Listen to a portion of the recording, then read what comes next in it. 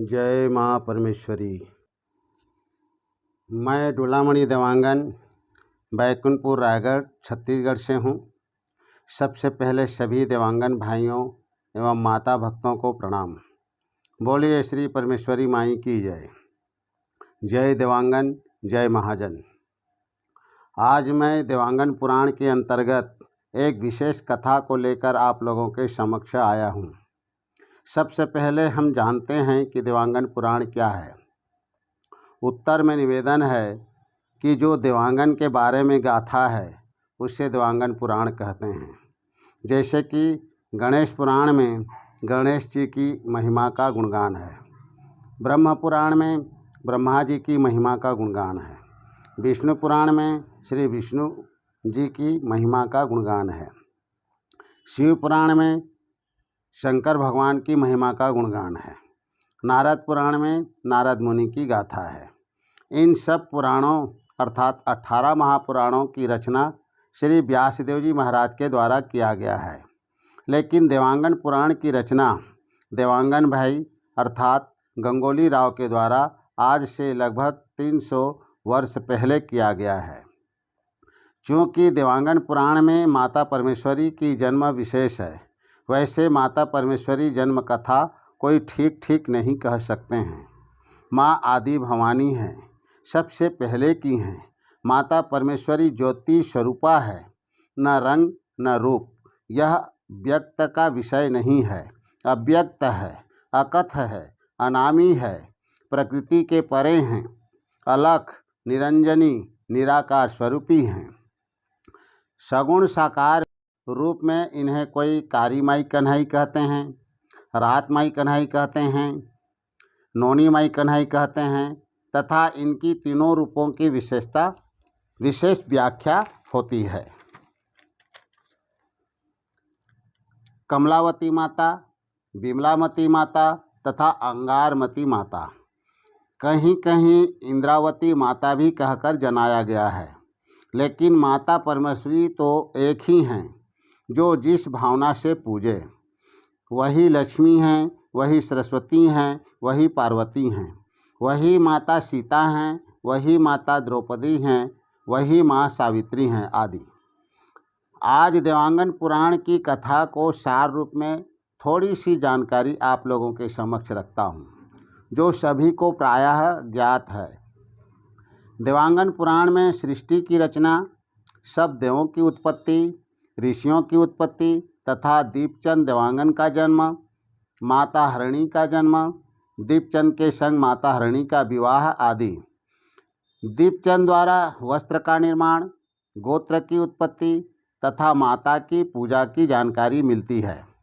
वैसे माता की पूजा कोई खीर पूरी से श्वेत पूजा करते हैं तो कोई बलि पूजा के द्वारा करते हैं, लेकिन श्वेत पूजा ही असली और सार्थक है। बलि पूजा निरर्थक है। किसी भी शास्त्र पुराणों में बलि पूजा के लिए वर्णन नहीं मिलता है, केवल लोगों का चलाया गया पूजा है जो पीढ़ी दर करते आ रहे हैं। अब कथा को आगे बढ़ाते हुए आप लोगों से निवेदन है कि इसे पूरा सुनें। देवांगन पुराण में विशेष पात्र जो है वो है बरजोमती कैना। अब भक्तिन बरजोमती कैना के बारे में पूरी जानकारी के लिए हमारे पूर्वजों की गाथा के अनुसार सबसे पहले इंद्रभुवन जाना होगा। इंद्रलोक अर्थात स्वर्ग में इंद्रभुवन में बने मान सरोवर बहुत सुंदर है, निर्मल जल है। मान सरोवर के चारों तरफ पचरी घाट बने हुए हैं, जो चांदी के ईंट और स्वर्ण की पतिया से निर्माण हुआ है, जिसका वर्णन कोई नहीं कर सके तो मेरी कल्पना से भी बाहर है। वहाँ कमल के पुष्प 12 महीने खिले रहते हैं। नीलकमल, श्वेत कमल, स्वर्ण कमल एवं हल्का गुलाबी रंग के पद्म खिला रहता है, जिसमें हमेशा विष्णु लक्ष्मी निवास करते हैं। अब कथा सुनिए। एक समय की बात है, बाबा इंद्रराज के 9 लाख गैया थे और बाबा नारायण के 5 लाख गैया थे। 14 लाख गैया के चरवाहा कान्हा राय ग्वाला थे, अर्थात स्वयं भगवान श्री कृष्ण थे। तब एक दिन गैया पानी पीने हेतु मानसरोवर गए। उनके पीछे कान्हाराय ग्वाला भी गए।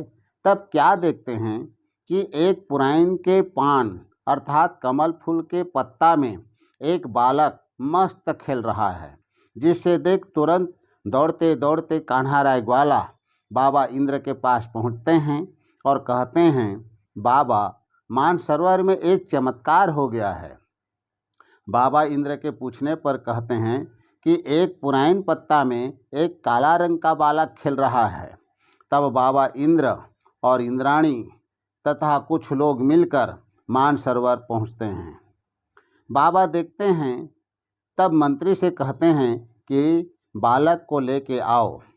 तब मंत्री मानसरोवर के जल में उतरे, तब वह दूर में गहरा में चली जाती हैं। तब मंत्री वापस आता है तो वह फिर पास में आ जाती हैं।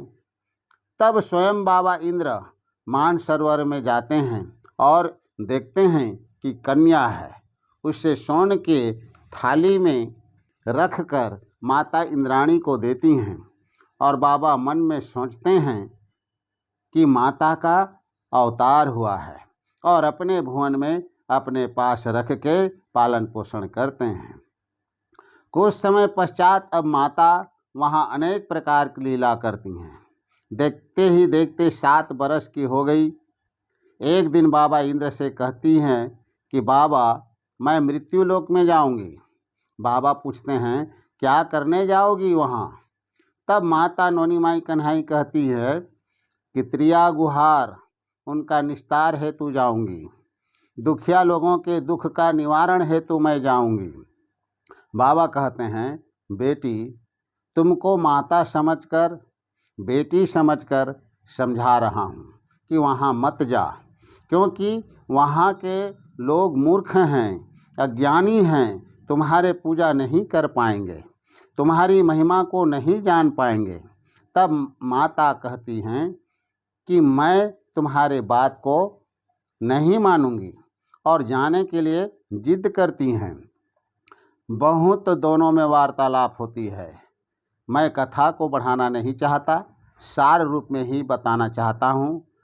मामा नारायण, बाबा इंद्र सब कोई के समझाने पर भी नहीं मानी और एक दिन आधी रात को माता रातमाई कन्हई अपने एक भक्त सेवक मसन दुलरू के साथ रतनपुर में आती हैं और वहीं पर्वत ऊपर विराजमान रहती हैं। उस समय रतनपुर का विस्तार कैसा था, कल्पना से बाहर है। छोटा सा गांव था, राजा रतनदेव के राज्य था। वहाँ एक ब्राह्मण बनिया परिवार था जिसका नाम लालवानी था। लालवानी बनिया और अपनी पत्नी बरजोमती कैना के संग में रहते थे। बरजोमती कैना कौन थे, उधर मैं जाना नहीं चाहता। राजा जगत के 7 पुत्री में से एक पुत्री थी, ऐसा माना जाता है। खैर, जो भी हो, भक्तिन बरजोमती कैना का विवाह हुए 12 वर्ष हो गई थी, फिर भी कोई संतान नहीं हुई थी। वह प्रतिदिन आधी रात को रोती थी। सास, ननंद, पति भी बांझ कहकर ताना मारते थे। गांव के लोग भी उनका मुख देखना पसंद नहीं करते थे। इसी दुख के कारण वह हर रात को पति के सो जाने के बाद रोती थी। एक रात माता के कानों में रोने की आवाज़ सुनकर अपने सेवक से कहती हैं कि मसन, देखो तो कौन दुखिया दुख रोवत है, जाके पता लगाओ और अपने साथ लेकर आओ। मसन दुलरू आज्ञा पाकर तुरंत बरजोमती कैना के घर पहुंचकर कहता है, क्यों रो रही हो, चलो तुम्हें माता ने बुलाया है। बरजोमती कहती हैं, पति सो रहे हैं, मैं अकेले कैसे जाऊंगी? फिर माता के पास जाने के लिए भेंट रूप में कुछ तो फूल पान होनी चाहिए। तब मसन दुलरू कहते हैं, पति को जगा लो और दोनों प्राणी एक थाली में चावल, फूल पान आदि पकड़ कर चलो। अब बरजोमती पति को जगाकर हाल सुनाकर सब सामग्री जो घर में था एकत्रित कर माता से मिलने चली। माता सिंहासन पर विराजमान थी।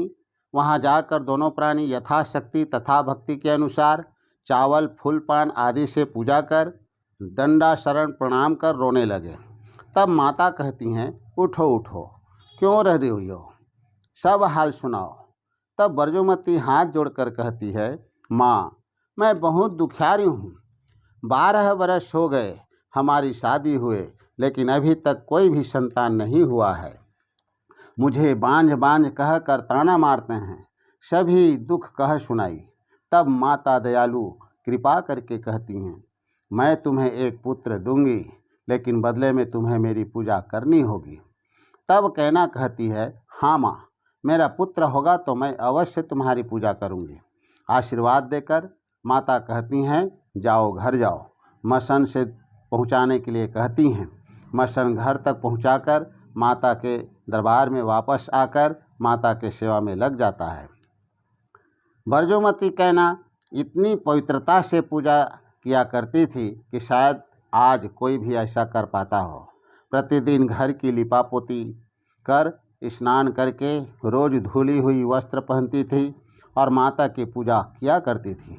हम लोग सेवा में गाते हैं, नित दिन सोहे नित दिन पोते बरजुमती कैना, नित धोआवे कपड़ा पहिरे बरजुमती कैना, धोआ धोआ चाउर चढ़ावे बरजुमती कैना आदि। इतनी पवित्रता से पूजा करती थी, साथ ही रोती भी जाती थी, धन्य है बरजुमती कैना। कुछ समय बाद अब इधर बरजुमती गर्भवास होती हैं। चंद्रमा के समान दिन दिन बढ़ती जाती हैं। 9 महीना में एक सुंदर पुत्र का जन्म होता है, जिसका नाम हेमा बरुआ रखा जाता है। 1 बरस का हेमा बरुआ हो जाता है, तब उन्होंने माता का एक खंड पूजा कर देते हैं। इस तरह 8 बरस के हेमा बरुआ 8 खंड पूजा रच गए, तब भोले माता के मन नहीं आवे। अब माँ कहती हैं कि मेरा 9 खंड पूजा करना होगा। तब बरजुमती कहती हैं कि मैं तो 9 खंड पूजा कैसे होती है नहीं जानती। तब माँ कहती हैं कि मसन तुमको सब समझा देगा, और एक नीला रंग की धरी किनारी वाली पोत अर्थात साड़ी भी लानी होगी।